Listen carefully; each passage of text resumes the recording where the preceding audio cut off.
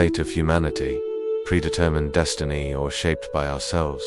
Has the fate of a human been set from birth, so that some live lives of ease and comfort while others endure ceaseless hardship?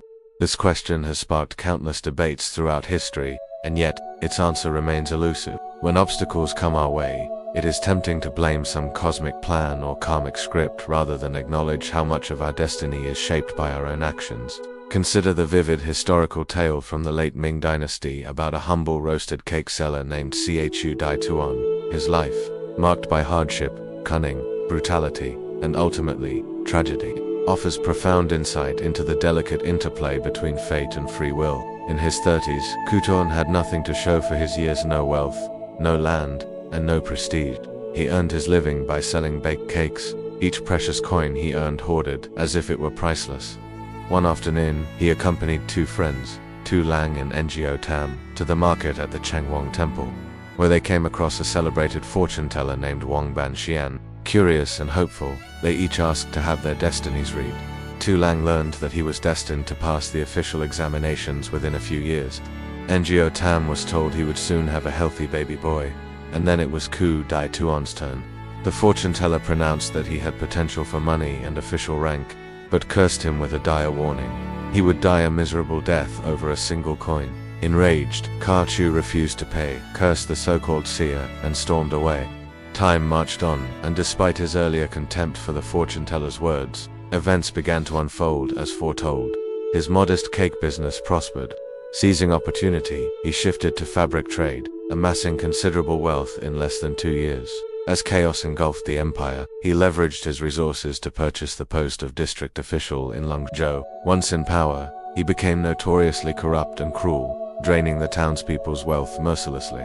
His greed, however, grew tethered to the prophecy haunted by the idea of a single coin leading to his doom. He forbade anyone from even mentioning that phrase. Anyone who dared was executed on the spot. When rebel forces led by Li Zikang finally captured the city, Chu tried to flee in disguise. At the riverbank, desperate to escape, he encountered an old man who offered to ferry him across, but demanded a single unit of currency.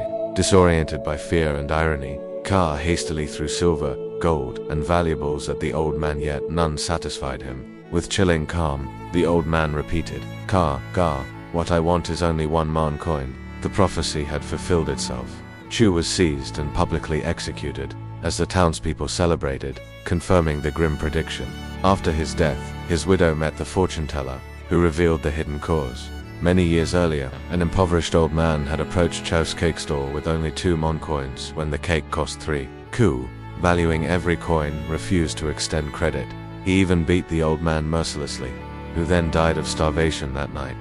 The villagers immortalized this lesson by erecting a memorial slab near the old cake stall, engraved with the words, "1 mon coin cost 1 life." This tale became a moral fable passed down through generations, a caution that even the smallest act of cruelty, especially when driven by greed, can bring enormous karmic consequences.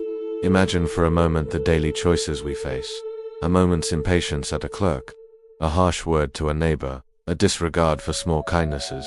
These seemingly insignificant acts can ripple outward. One slight might embitter another person's entire day. One careless insult can fracture a relationship irreparably.